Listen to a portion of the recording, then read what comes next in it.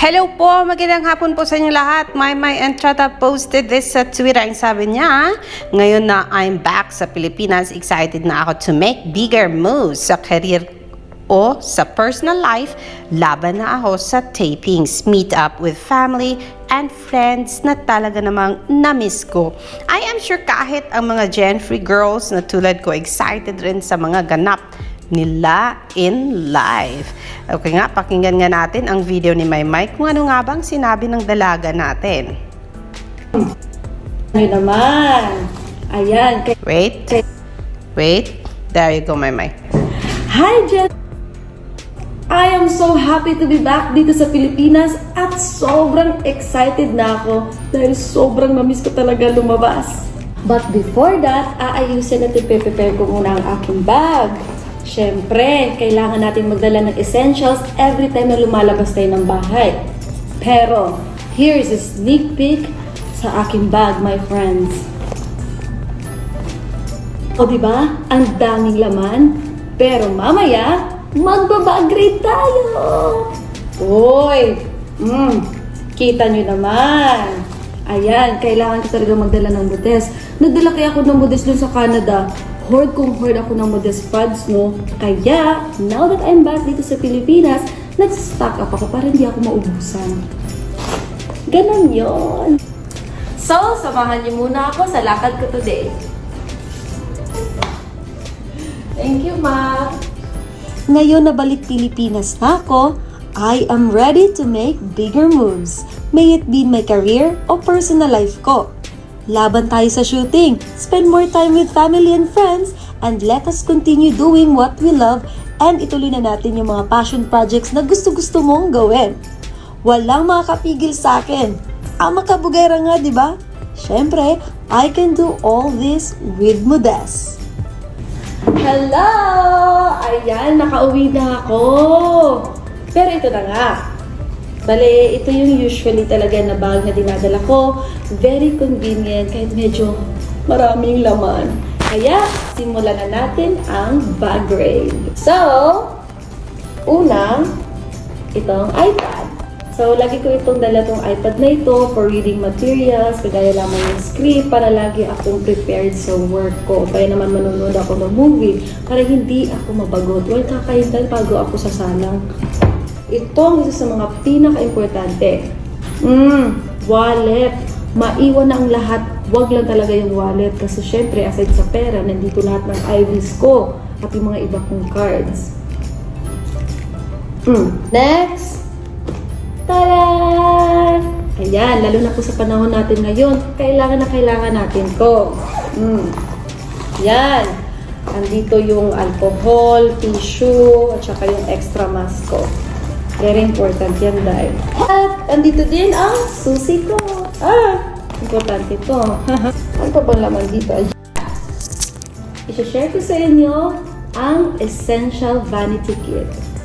Tayong mga girls, hindi pwede na mawalan tayo nito. So, kaya whether na pumapasok ako sa work ko, kaya naman pumapasyal ako, para bisitahin yung mga friends ko. Basta, every time na aalis ako ng bahay, sinisigurado ko talagang dala ko ito. So, silipin natin kung ano ang laman ito. So, meron akong lip gloss, brush, powder, concealer, blush on, lip balm, lipstick, sunscreen, ganon! Para lagi protected yung skin natin, dahil lip liner. Para talagang fully lips.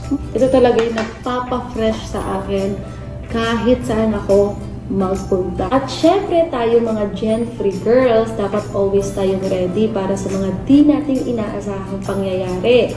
Katulad lamang ng monthly period. O diba, minsan, di natin ini-expect na magkakaroon na tayo. Tapos, meron na pala talaga. Kaya, importante talaga sa akin na may dala akong Modest pads. Extra, yes. Mas marami, mas okay. Ito ang most reliable pad ko because it keeps me protected from leaks and makes me feel comfortable throughout the day. As it is the fastest absorbing pad, kaya kahit matagal ako nakaupo at hindi ka agad makapagpalit ng pads, confident ako na walang tagos. At sobrang komportable din ako sa Modest kasi kahit gumagalaw-galaw ako dyan, kunyari sa mga acting or dance classes namin, kahit anong galaw ko, firm and intact pa rin yung pad ko. Sobrang masaya ako and I'm very proud to be a Modest user kasi masasabi kong mas nagiging confident ako para harapin ko lahat even during sa challenging red days ko. Kayo rin guys, dapat may lagi kayong dalang Modest para there's no stopping you kahit kapag may period ka.